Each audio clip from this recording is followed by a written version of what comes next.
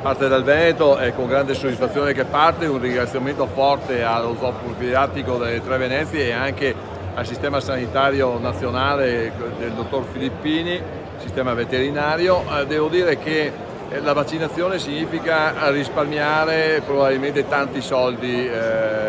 perché gli abbattimenti in 5 anni in Veneto sono costati 240 milioni di euro, quindi una grande cifra che può essere messa per la ricerca, per la sanità animale e per tante altre questioni. È importante salvaguardare gli allevamenti anche con delle misure di biosicurezza che verranno finanziate dal sistema regionale e anche da Veneto Agricoltura, ma è importante anche dire che